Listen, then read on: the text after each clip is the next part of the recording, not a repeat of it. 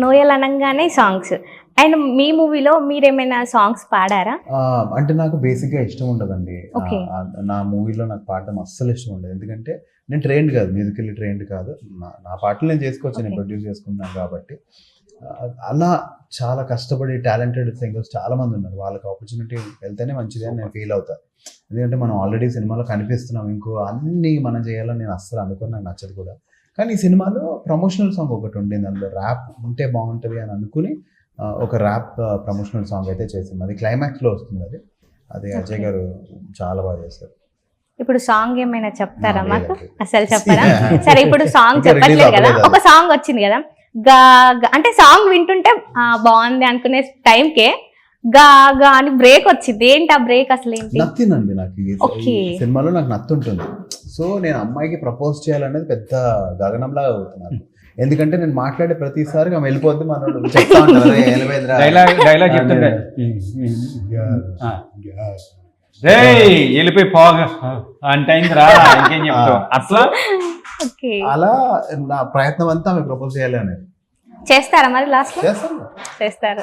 Okay. అసలు అంటే normal గా చూస్తుంటాం కొన్ని మూవీస్లలో హీరోయిన్ హీరోకి మర్దల్ క్యారెక్టర్ సంథింగ్ ఇలా ఉంటుంది కదా రిలేషన్. మీకు ఏ రిలేషన్ ఉంది మూవీలో? మర్దర్ రిలేషన్ ఉంది. మర్దలేనా? ఓకే. అంటే హీరోయిన్ మర్దలు కాదు, ఇంకొక హీరోయిన్ ఉంది, తన మర్దలు. ఓకే, ఇద్దరు ఉన్నారా ఇందులో ఇప్పుడు? ఇద్దరు సో మాకు పోస్టర్ లో చూస్తే ఒక్కరే కనిపిస్తున్నారు. దాచారు. దాచి చాలా పెట్టారా? ఉంది, చాలా ఉంది. ఆ హీరో సెకండ్ హీరోయిన్ కాదు, ఇందులో చిత్రసీన్ గారు మంచి క్యారెక్టర్ చేసింది. ఓకే. అద్భుతమైన సూపర్ మార్వెలస్ వండర్ఫుల్.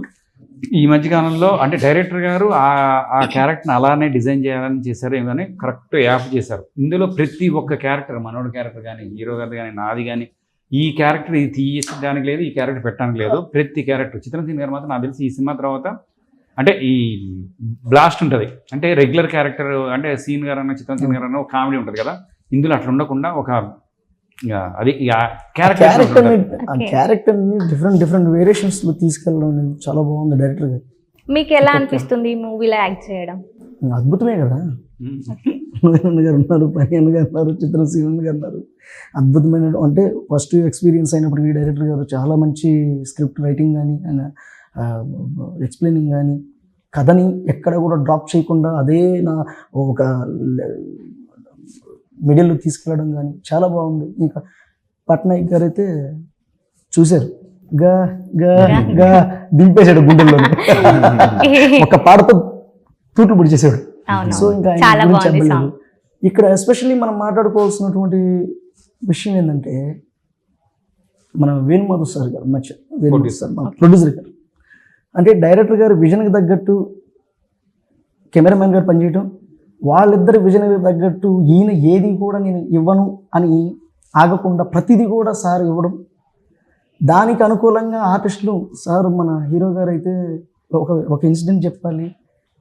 ఒక అంటే కొంచెం మనకు విలేజ్లో దూరంగా మనం షూటింగ్ చేసేటప్పుడు అన్నీ అనుకూలంగా దొరకవు. అవును.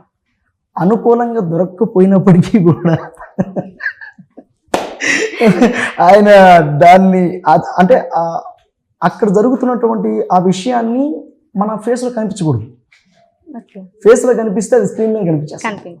దాన్ని కూడా ఆయన చాలా అసలు నథింగ్, ఇది మన సినిమా ఎక్కడ కూడా మనం డ్రాప్ అవ్వకూడదు, దాన్ని చాలా చక్కగా ట్రావెల్ చేస్తూ తీసుకెళ్ళి, నిజంగా నోయలన్ గారు ఆయనతో మేము చేయడం, మాకు ఈ సినిమాతో అన్నగారి పక్కన ఈ చీకటి అనే క్యారెక్టర్ చీకటి అనే క్యారెక్టరు చాలా చక్కగా ఈ సినిమాలో మాత్రం మంచి పేరు వస్తుంది. ఈ సినిమా తర్వాత మంచి సినిమా క్యారెక్టర్.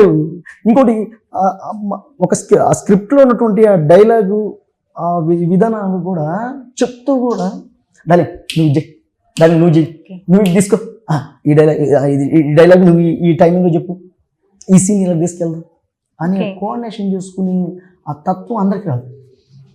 నోయలన్ గారి గొప్పతనం ఏంటంటే ఆయనకున్న ఎక్స్పీరియన్స్, ఆయన పోయే విధానంలో మనం నథింగ్.